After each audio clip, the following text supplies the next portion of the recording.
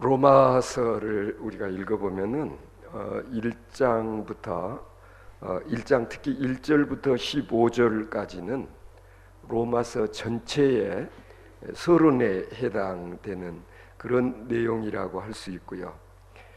그 다음에 이 말씀들을 통해서 바울 사도께서 왜 로마서를 기록하고자 했는가 하는 그 1차적인 관심사가 무엇인가를 이 앞부분 말씀을 통해서 우리가 짐작할 수가 있습니다. 그래서 로마서는 1장 처음부터 복음에 관한 이야기가 이렇게 불쑥불쑥 나오는 이유가 사실은 여기에 있는 것입니다.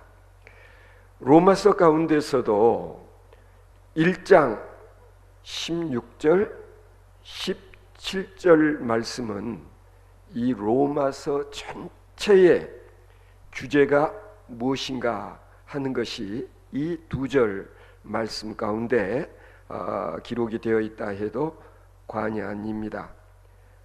따라서 오늘 우리가 함께 봉독해 본 이 로마서 1장 16절, 17절 말씀은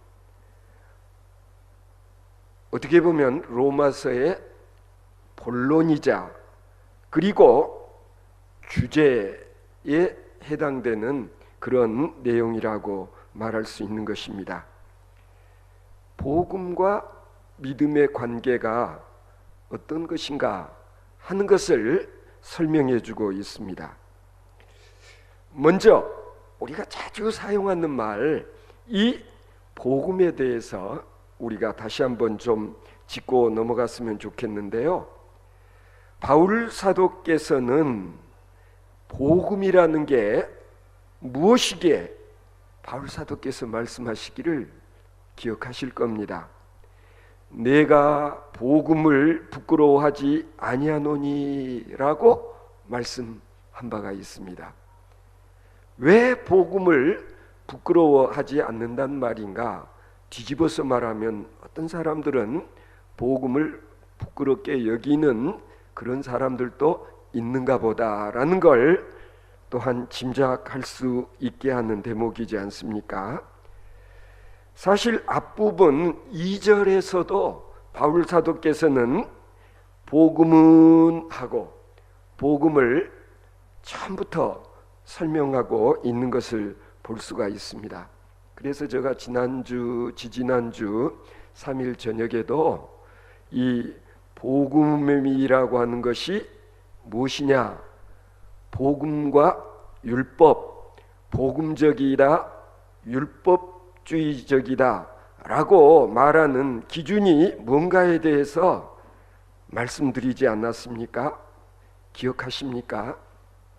내가 무엇을 하여야 구원을 얻겠습니까? 라는 이 질문, OX 어느 쪽이라고 기억하고 계십니까? 이런 질문 접근 방법은 이건 복음적이지 않은 방법이다라는 거예요. 굳이 말하자면 우리가 무엇을 하여야만 구원을 얻을 수 있습니까? 라는 질문은 다분히 율법주의적인 그런 접근 방법이라는 거예요. 그래서 그러면은 진짜 복음적인 그런 접근 방법은 어떤 것인가 하면 하나님께서는 날 구원하시기 위해서 어떻게 은혜와 사랑을 베푸셨는가? 이것이 복음적인 접근 방법이요 질문이라는 것이죠. 나 같은 죄인을 살리기 위해서 구원 얻을 수 있도록 하기 위해서 하나님은 어떤 일을 행하셨는가? 이게 진짜 성경에서 중요한 거라는 거죠. 우리가 성경을 읽으면서 항상 여기에 관심을 둬야 돼요. 내가 아니에요.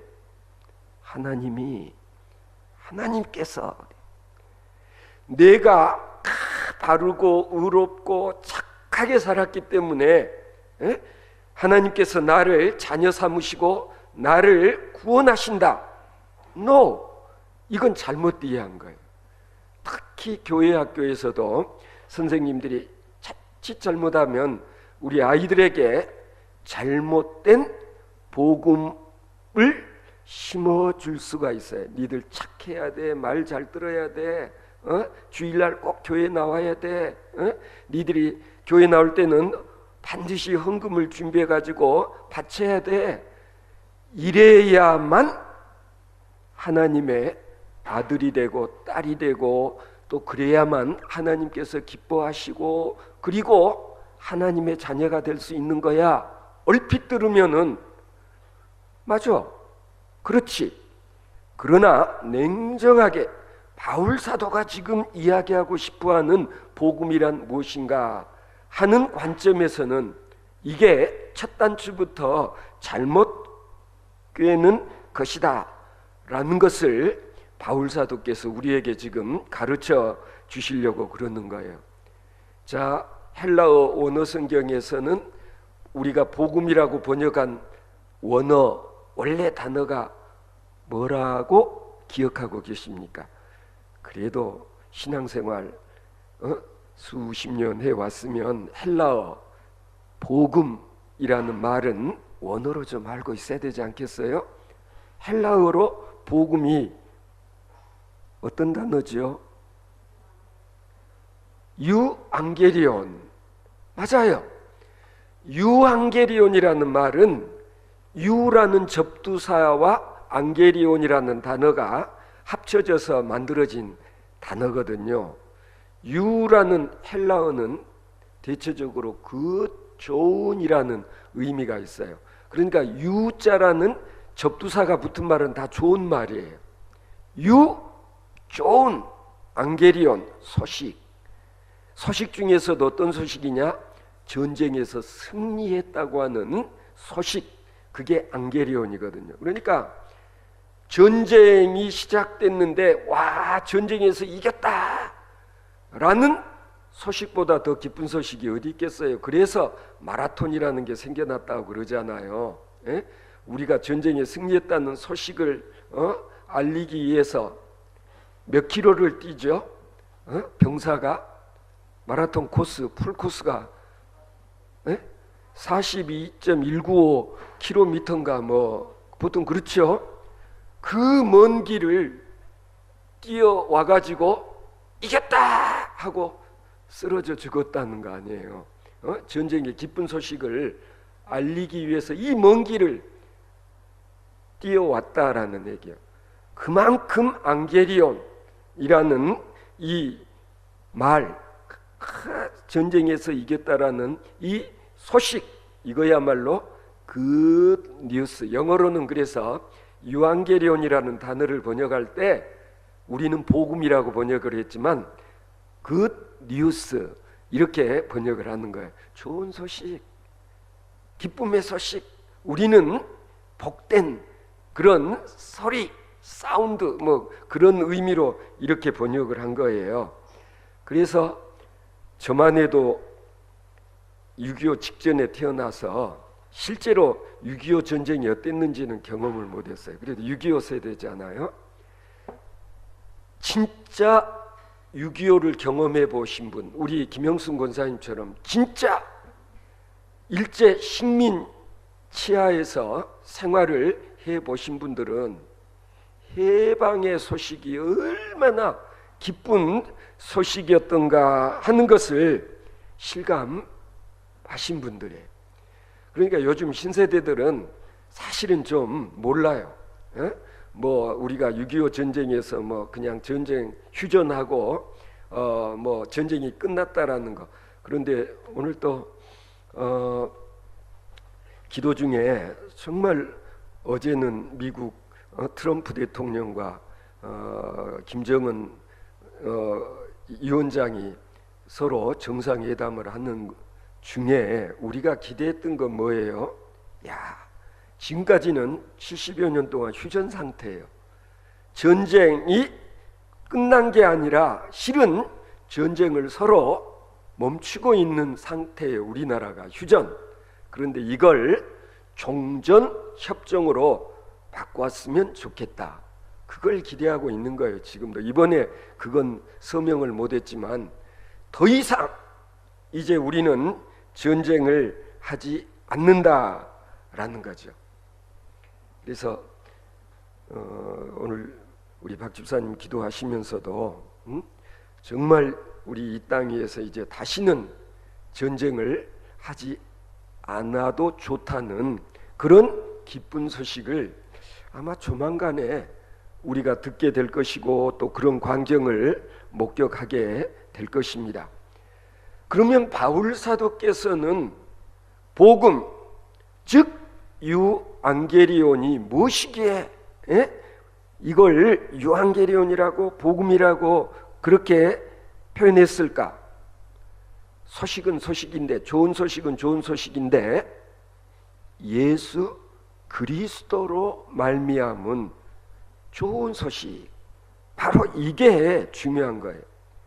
복음을 이야기하면서 예수 그리스도가 빠지면은 복음이 될 수가 없어요. 예수 그리스도로 말미암아 우리의 모든 죄가 사함을 받고, 그리고 하나님의 자녀가 될 수가 있고, 그리고 죽어도 우리는 천당 갈 수 있다라는 이 소식, 이게 진짜 기쁜 소식 아니냐, 신앙적으로 그렇다는 얘기죠. 어떻게 보면은 내가 값을 해서 잘해서 예를 들어서 상 받을만 하니까, 아니 하나님을 매우 기쁘게 해드리는 신앙생활을 해왔기 때문에 내가 구원을 얻는다라고 생각한다면 그것은 복음을 제대로 이해하지 못하는 것이다 라는 것을 지금 바울 사도께서 로마에 있는 교인들에게 설명해 주고자 이 로마서를 기록했고, 우리는 그 로마서를 통해서 우리도 복음이 무엇인지, 예수 그리스도와 나와의 관계가 무엇인지를 바르게 알고 이해를 해야 된다는 거예요. 바울은 예수님의 생애에 대해서만큼은 12 제자보다 더 잘할 것이다, 아니다, 어느 쪽일 것 같아요? 실은 바울은 예수님의 직계제자가 아니에요. 예수님의 12 제자처럼 3년 동안 예수님과 함께 동고동락하지 못했어요. 예수님이 기적을 행하는 현장에 바울은 그 자리에 없었다는 얘기죠. 따라서 예수님에 관해서만큼은 예수님의 12 제자가 바울 사도보다 훨씬 더 잘 알 것인데, 복음이 무엇인지에 대해서 소위 설명을 하는 일에 있어서만큼은 바울 사도만큼 정확하게 바르게 설명을 하고 그리고 이해할 수 있게 한 제자가 없었다.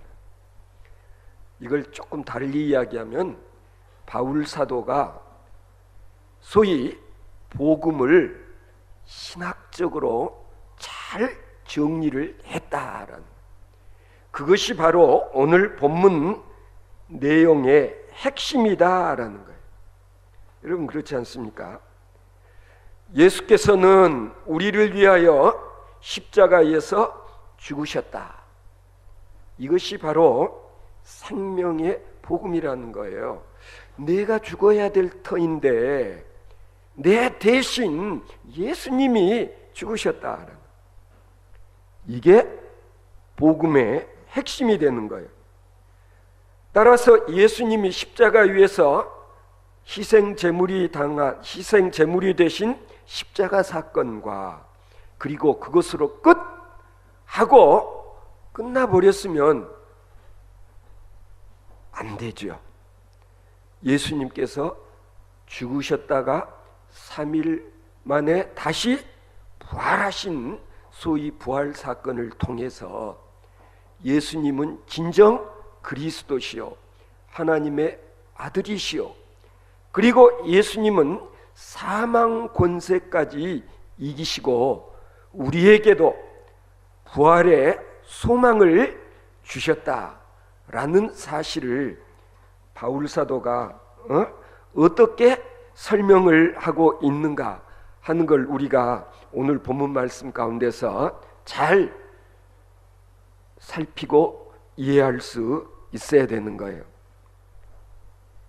어떻게 보면 바리새인들 눈에는, 아니 그 당시에 예수님 동시대에 예수님이 겪으신 당하신 일들을 목격했던 사람들 눈에는 예수 그리스도가 십자가에서 비참하게 죽임을 당하는 것을 보면서 우리가 잘못 보았구나, 우리가 기다렸던 메시아가 아니구나 라고 생각을 했고, 그 다음에 흉악범들이 처형되어지는 형틀에서 비참하게 죽임을 당하신 예수님의 모습을 보면서 저 십자가야말로 부끄러운 십자가, 형벌의 십자가, 그러니까 가장 중죄인을 처형하는 그런 형틀, 따라서 십자가는 부끄러움의 상징이다.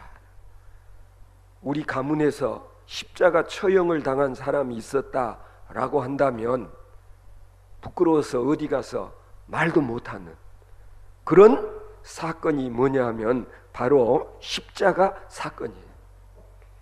바울 사도는 이런 현실을 바라다 보면서 이건 아니다, 나는 예수 그리스도의 십자가 사건을 부끄러워하지 아니한다. 로마인들 시각에서 보면은요, 로마 시민권을 가진 자는 아무리 흉악한 범죄를 저질러도 십자가의 처형을 하지 않는다. 왜? 로마 시민으로서의 최소한의 뭐라고 그럴까요? 존엄, 이것이 훼손되기 때문에. 그래서 십자가에서 처형당하는 사람을 보면서 로마인들은 전부 수치스러운 사건, 그리고 십자가에서 죽임을 당한 예수야말로 부끄러운 사람이다 라는 그런 의식들이 지배를 하고 있는 그런 상황에서 바울 사도가 지금 복음이라는 것이 무엇인지를 새롭게 설명을 하고 있는 거예요. 그래서 1절에 이런 얘기도 전해져 와요. 로마의 황제가 식사를 하는 식탁에서는 절대로 입에 담아서는 안 되는 어이 가운데 하나가 십자가, 밥맛 떨어지게 하는, 그 십자가 처형당하는 그것만 연상을 해도 밥맛이 떨어지니까 황제하고 식사를 할 때는 절대로 십자가라는 단어는 입에 담지 않아야 된다는. 그런데 바울 사도는 말하기를, 나는 그 십자가를 부끄러워하지 아니한다. 나는 복음을 부끄러워하지 아니한다. 이게 동의어라는 얘기죠. 십자가와 복음. 바울은 예수님의 부르심을 받아 그리고 자신이 사도가 되어서 복음을 전하는 그런 일을 죽을 때까지 하지 않으면 안 되었었는데, 바울 사도가 이야기하고 싶어 한 것은 뭐냐면은, 나는 결코 복음을 부끄러워하지 않는다. 나는 십자가를 저주의 십자가라고 생각하지 않는다 라는 사실을 설명을 하는 거예요. 저 십자가야말로 하나님의 은혜와 하나님의 사랑이 무엇인지를 우리로 하여금 깨닫게 하는, 알게 하는, 요즘식으로 말하면 아이콘이에요. 십자가야말로 십자가 속에 함축되어 있는 이와 같은 엄청난 의미, 비밀. 사람들은 이 비밀을 모른다라는 거예요. 십자가의 희생 제물이 되신 예수 그리스도의 그 죽음의 의미를 모른다라는 거예요. 그걸 모르고서는 복음을 절대로 알지 못한다. 그래서 상당수의 사람들이 예수 그리스도의 십자가를 부끄럽게 여기는 그런 풍토 속에서 바울 사도는 오히려 그것을 자랑하고 그것을 영광스러운 것으로 고백한다는 점에서 다른 사람이 하지 않았던 그런 위대한 신앙 고백을 했다고 하는 거예요. 여러분 고린도전서 1장 22절을 보면은요, 유대인은 표적을 구하고 헬라인은 지혜를 찾으나 우리는 십자가에 못 박힌 그리스도를 전하니 유대인에게는 꺼리끼는 것이요 이방인에게는 미련한 것이로되 라고 이렇게 표현을 하고 있습니다. 유대인에게는 십자가 사건이 꺼리끼는 것이요, 그 다음에 지혜를 구하는 이 헬라인들에게 있어서는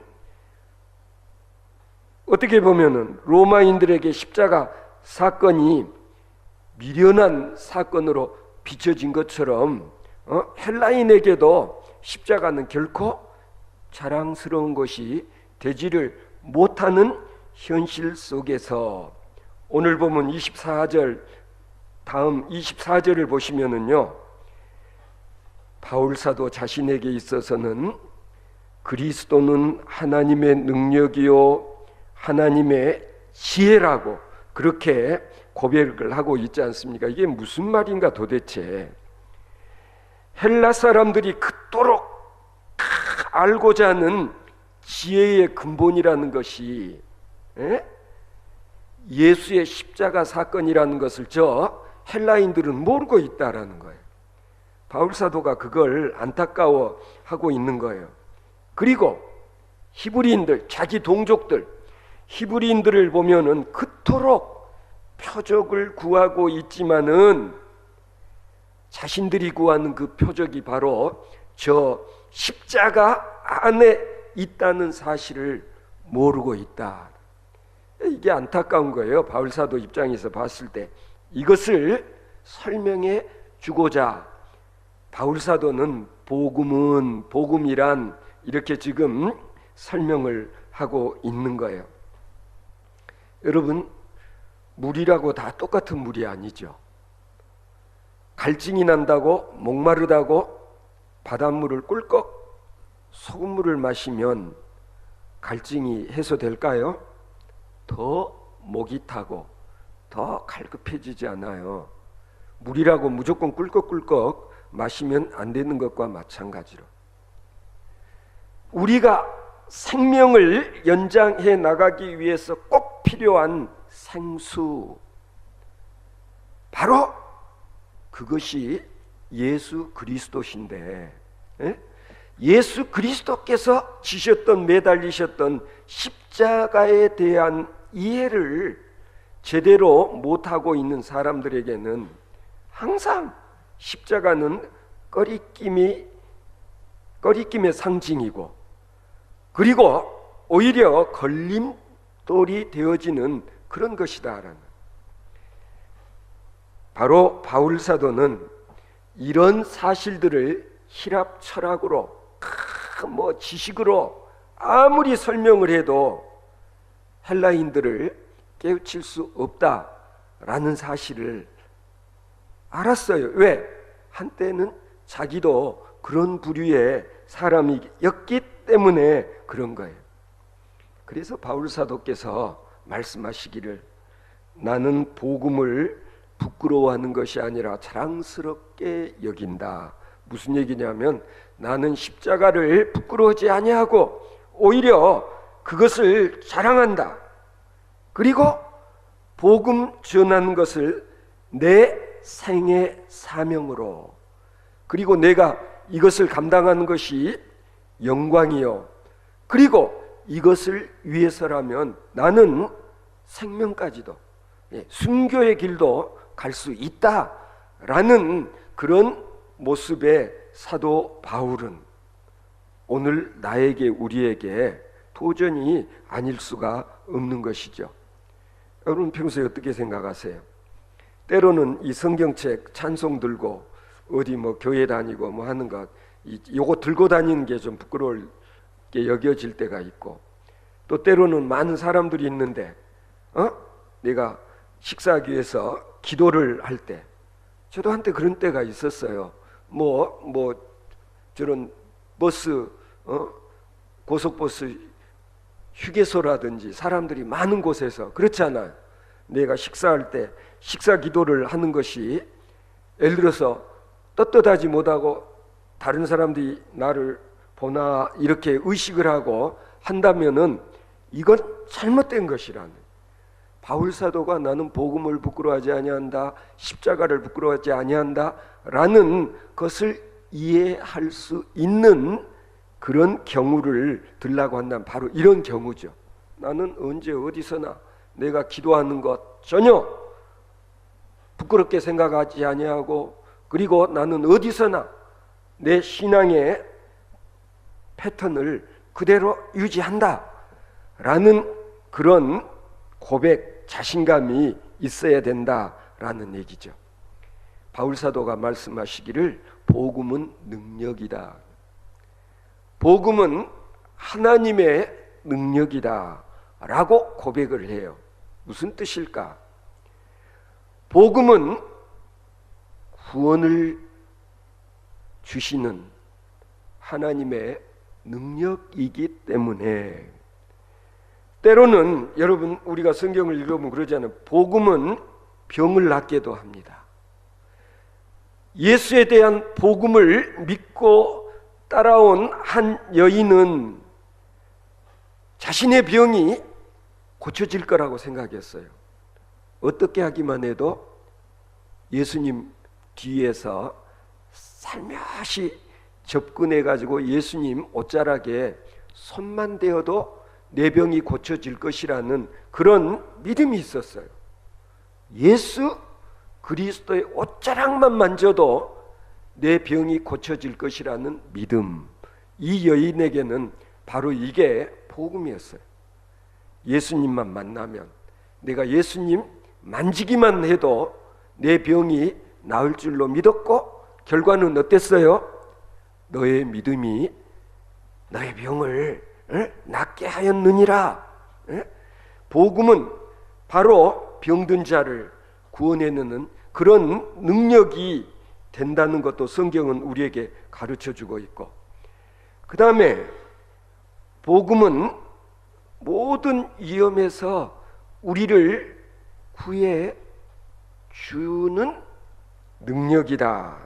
무슨 얘기냐면요, 제자들과 예수님이 갈릴리 바다를 배를 타고 건너갈 때 갑자기 노도 광풍이 일었는데, 예수님은 배 한켠 고물에서 주무시고 계셨다는 거예요. 제자들이 보기에는 이제 이거 죽게 생겼는데 예수님은 주무시고 계셔서 예수님을 깨우지 않아요. 주무시다가 일어나신 예수님께서 말씀 한마디로 풍랑을 잔잔케 해버리셨다. 예수님의 말씀은 자연 현상까지도 이렇게 극복하고 잠재울 수 있는 엄청난 능력이었다라고 성경은 우리에게 이야기하고 있지 않습니까? 뿐만 아니죠. 복음은 우리로 하여금 길을 잃지 않게 도와준다. 예수님께서 말씀하시기를 인자가 온 것은 잃어버린 자를 찾아 구원하려 함이니라. 잃은 양 한 마리를 찾아 헤매는 목자로 자신을 비유하신 예수님. 따라서 지금도 우리가 믿는 건 뭐예요? 우리의 목자가 되시는 예수님을 만나고 예수님의 말씀에 순종하는 삶을 살게 되어지면 우리는 인생에 꼭 가야 할 그 길을 잃어버리지 않을 수 있다라는 믿음을 여러분 갖고 계십니까? 우리에게는 이런 믿음이 있어야 돼요. 뿐만 아니라 예수님께서는 동족들로부터 사람 취급을 받지 못했던 세리, 삭개오의 집에 가서 하룻밤을 유하시고 친구가 되어 주시지 않았습니까? 마찬가지예요. 예수님은 사람들이 상종하기를 꺼리는 창녀도 구원해 주시고 그를 친구 삼아 주셨던 예수님은 오늘 바로 우리의 친구가 되시는 주님이시다 라는 사실, 이게 다 뭐예요? 이게 기쁜 소식, 복음이라는 얘기죠. 그래서 우리가 스스로에게 질문을 할 수 있어야 됩니다. 자, 복음을 하나님의 능력으로 나는 체험하고 있는가? 그래서 제가 몇 번 말씀드린 적이 있었는데, 우리 집 식구들이 특별히 머리가 좋은 집안, 그래서 공부를 잘 하는 그런 건 아니었던 것 같지만 적어도 나는 그런 체험을 했다. 교회 신축공사장에서 놀다가 떨어져서 늑막염을 앓게 되었고, 친구들 다 국민학교, 초등학교 갈 때 나는 학교를 못 가고 집에서 형님에게 글을 배웠는데 하도 형님한테 시달리다가 화장실 갔다 온다고 밖에 나와가지고 기도를 해. 어린 마음에, 하나님 제발 좀 우리 글 좀 잘 읽게 도와주세요. 못한다고 형님이 나를 막 구박합니다. 그러고 나서 다시 방에 딱 들어가서 글자판을 보니까 이게 이걸 내가 못 읽었구나. 기억에다 붙이면 가가 되고 기억에다 야를 붙이면 갸가 되고 가갸, 고교, 구규, 극기, 이렇게 쉬운 걸 내가 못 읽었구나. 그날 저녁에 책을 읽었어요. 그날 이후에. 그래서 실제로 그 이후부터는 저는 공부하는 일에 있어서만큼은 별로 힘들지 않게 공부를 했어요. 웬만한 시험 늘 합격을 했고, 그리고 학교 다니면서 공부 잘한다는 말 들었고, 그래서 지금도 저는 내가 기도를 했을 때 하나님은 내 기도를 들어 응답해 주셨다라는 그 믿음이 지금도 나를 지배하고 있고, 나는 지금도 그 믿음으로 목사가 되었고, 실은 이 길을 가고 싶지 않았지만 결국에는 이 길을 지금도 가고 있고, 그리고 내게 있는 가장 큰 무기는 뭐냐면 하나님께서는 내가 기도할 때 들어 응답해 주신다라는 그런 확신, 그런 믿음 갖고 목회하는 거예요. 그럼 그렇지 않습니까? 우리는 여기에서 스스로에게 질문해야 된다. 나에게 이런 확신이 있는가? 내게 이런 체험이 있는가? 내가 믿는 하나님은 나의 작은 신음소리에도 응답하시는 하나님이시고, 그리고 내가 구하는 것은 다 들어주시는 하늘 아버지시다 라는 확신이 있는가? 질문해 봐야 된다. 그래서 하나님 아버지께서는 나를 심판하시는 무서운 하나님이시다 라고 하나님을 믿는 사람이 있는가 하면 아니야. 하나님은 진짜 사랑이 많으시고 큰 사랑을 나한테 베푸셔서 나는 진짜 잘못도 많이 하고 허물도 많고 죄도 많이 짓는데 하나님은 그런 나를 사랑하시고, 그리고 나를 지금도 아들이라 인정해 주시고 필요할 때마다 도와주시는 하나님이시다.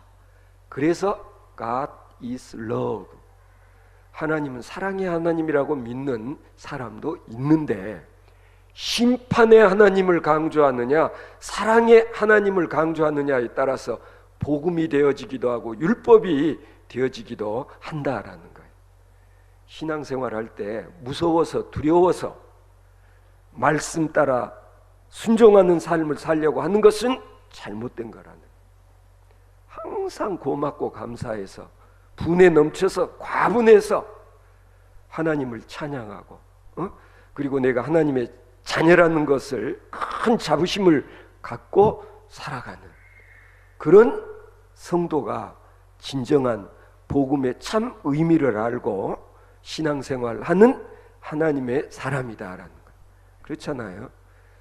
여러분도 곰곰이 생각해보세요. 우리 아들이 딸이 나한테 이것도 잘하고 이것도 잘하니까 니는 내 자식이다, 그렇게 생각하는 경우도 있지만은 애물단지 속삭이는 자식, 내 기대치에 이르지 못한 자식임에도 불구하고 너는 내 아들이요 너는 내 딸이다, 이래야 진정한 부모고 부모와 자식의 관계라는 거예요. 그렇잖아요. 근데 진짜 부모는 잘된 자식보다도 잘 안 되고 있는 자식에 대해서 더 많이 마음이 가고 신경이 쓰이고 그리고 잘 되기를 위해서 더 기도하게 되고 그러지 않습니까? 우리가 믿는 하늘 아버지는 바로 그런 하나님이시다 라는 것이 복음의 핵심이라는 거예요.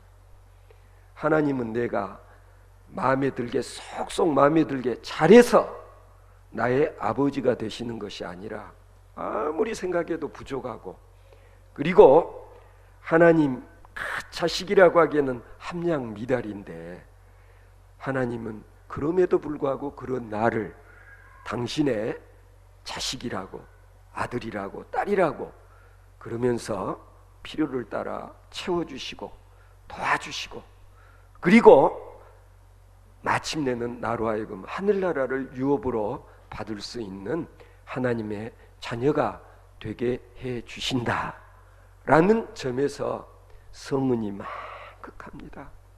하나님의 은혜가 정말 내가 감당하기에는 너무나 분에 넘치는 것이라는 사실을 찬양하고 감사하고 그렇지 않습니까? 늘 고맙게 여기고 어떡하든지 그런 아버지의 영광을 드러내는 일에 내가 조금이라도 헌신할 수 있는 하나님의 자녀가 되기를 바라는 저와 여러분들 되어질 수 있기를 바랍니다. 그래서 우리 드림교회는 잘난 사람 막 대단한 사람들이 모이는 곳이 아니라 니나 나나 따지고 보면 다 그만 우리는 다 도토리 기저귀식 그럼에도 불구하고 하나님은 우리들을 한결같은 사랑으로 우리를 도우시고 이끄시고 우리에게 복을 주시는 하나님이신 줄로 고백할 수 있는 저와 여러분들 되어질 수 있기를 바랍니다.